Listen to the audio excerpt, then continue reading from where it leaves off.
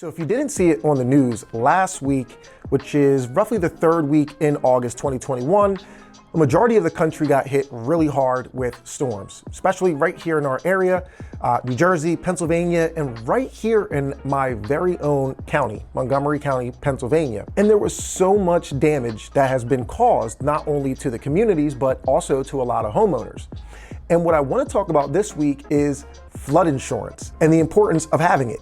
A lot of times homeowners don't realize the importance of having flood insurance, so we're going to dive into that a little bit this week. But before we do, a little bit of house cleaning.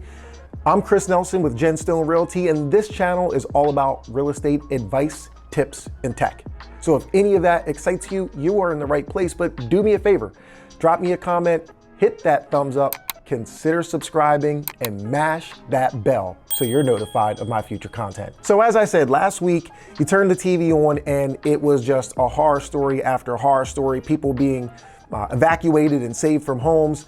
But at the end of the day, this damage, once the water goes wherever it goes, there's a lot of damage that's been done to these properties. And when you own a home, there's either a flood zone situation or not. Your house is either in a flood zone or not. Now, if you're in a flood zone, there's different categories and levels of what type of flood zone you're in. But for the sake of this conversation, we're just going to talk about flood zone versus no flood zone.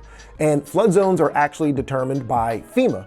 So you can go online, you can go to FEMA's website, and I believe a few other websites, punch in an address and find out whether or not it's considered to be in a flood zone. Now, the thing with flood zones is that they are forever changing. A home that today may not be in a flood zone could over time find itself in a flood zone, and the opposite. Whether or not you believe in global warming or not, that's neither here nor there, but we're also seeing bodies of water start to dry up. So if you apply that logic to your very own backyard, if your home is in a flood zone because there is a body of water, well, who knows? It could dry up and FEMA could reevaluate and your house may come out of a flood zone. But don't bank on that, you never know. So we're going to talk a little bit about flood insurance, and also, if you make it to the end, a few things that I think you should consider doing if you're a homeowner, just to prevent or to reduce some potential damage. So let's dive into it. So let's start with the cost. And this is what really, in my opinion, is the kicker.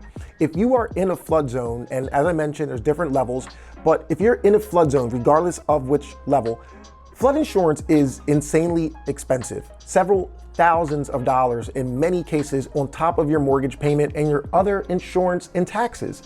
I mean, I've seen properties that have had a insurance quote of $7,000, $8,000, $9,000, even $10,000 solely for the flood insurance. So, I mean, that's like paying an additional $1,000 a month in insurance alone. So it can definitely make a property go from affordable to not affordable. And if you are taking out a mortgage on a property, whether it be FHA, VA, conventional, or USDA, if the lender realizes, which they will, that the property is in a flood zone, well, the only way they're going to approve the loan is if you actually do carry that flood insurance. And they're going to make sure that you continue to carry it, or they very well could apply their own. And if you watch some of my previous videos, you'll know that that's not good, because the insurance that they apply is even more expensive than what we would go and source on our own. If you are not in a flood zone, ironically, the cost is insanely cheap. And I'm talking about a few $100s.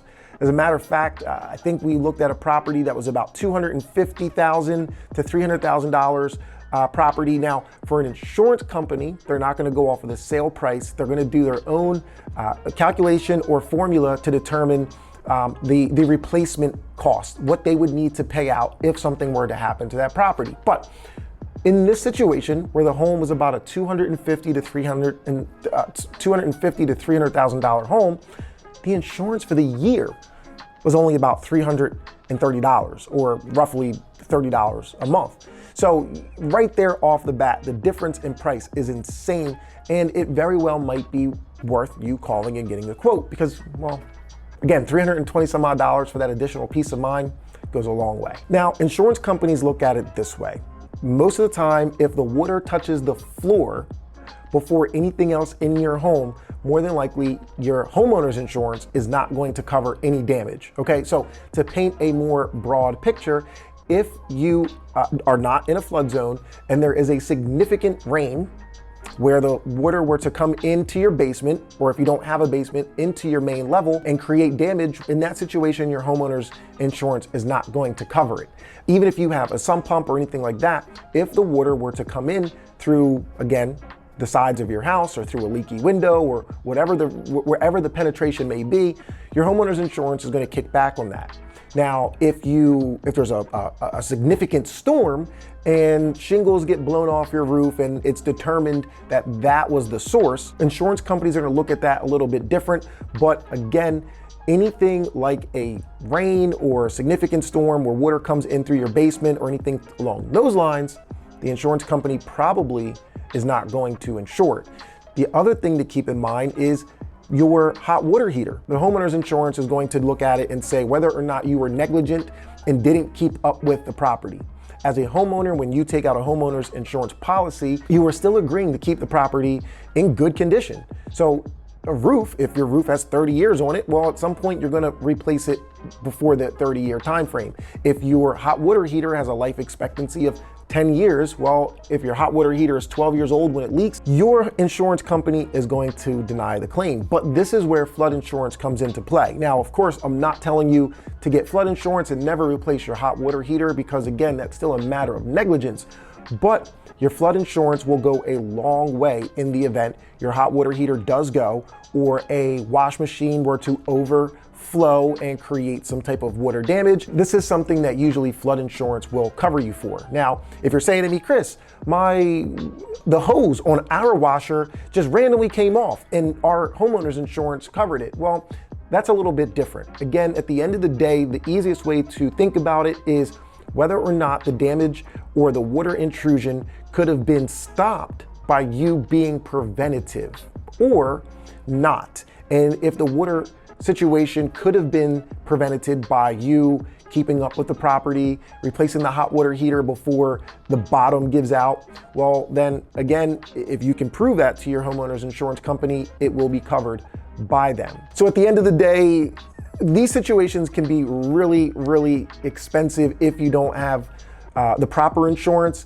Things to keep in mind if you do have water intrusion in your home, depending the amount and how soon it's cleaned up, but it could also lead to mold growth or accumulation. It could result in poor air quality, again, due to some type of fungal growth. It could also potentially lead to structural issues. It's insane how fast it will destroy your property, especially if it's not removed and remediated accordingly. And these things, again, can be extremely expensive.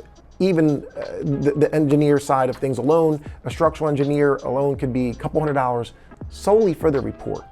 So a couple $100 could save you a lot of money in the long run if you're not in a flood zone and you actually have some type of flood issue. As I promised earlier, just a few things that I think you can do to your home that are preventative measures. This is whether you have flood insurance or not, but at the end of the day, these things could help reduce damage should there be some type of catastrophic event. So if you have any large vegetation right up against your home, I've seen a lot of homes where people like to plant these trees where the roots are just so strong that they actually will help water get into the basement or into the living quarters of the home.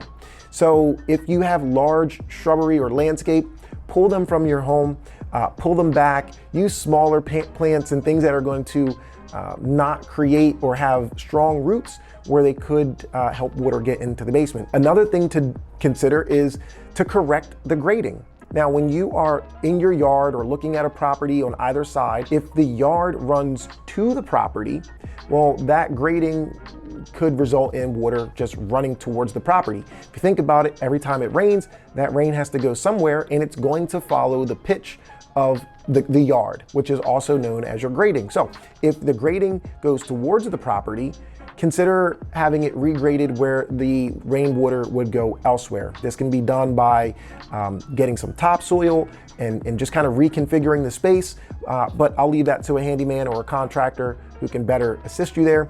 another thing to consider, especially if you have a contractor who can identify where the water is running or where it's going to run in the event of rain, is to install some type of exterior drainage. Quite often you'll see them around walkways or driveways, and that's great, especially during the colder months, because as the snow and the ice melts, it provides a way for the water to escape, reducing any ice. But in this situation, if you were to put some drainage in the yard, you actually could connect it and deter the rainwater or any other type of water away from the property, again, reducing any damage that could potentially happen. And the last, and this is probably the most important and most common, is to consider waterproofing. Now, there's different levels of waterproofing, and just because your property may have a sump pump, that doesn't mean that your property is actually waterproofed. And there's different types of basements. There's floating slab basements, there's other types of poured concrete basements, dirt basements.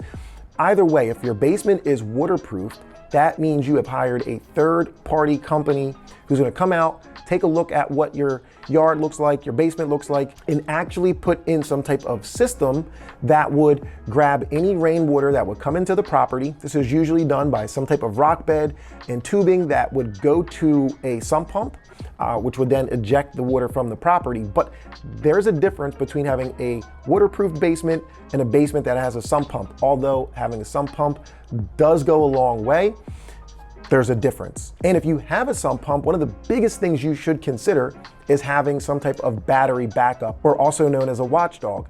A lot of times when there are situations where water's coming into a basement, it's usually because of some type of storm, and a significant storm. Well, usually we lose power when there is a significant storm. So if the power goes out and your sump pump is dependent on the power, I think you see where I'm going. And this is where a few $100s for a watchdog or a battery backup can go a long, long way. So there you have it, my friends. I know insurance talk is never fun, but hopefully this information has been of value to you. Have you been in a situation where you wished you actually did have flood insurance and come to find out your homeowner's insurance wasn't going to take care of your claim? If so, let me know. Tell me a little bit all about that situation. And if there's something else I missed, if there's another reason why you should carry flood insurance, whether you're in a flood zone or not, let me know. Drop that in the comments as well. Until next time, friends, take care.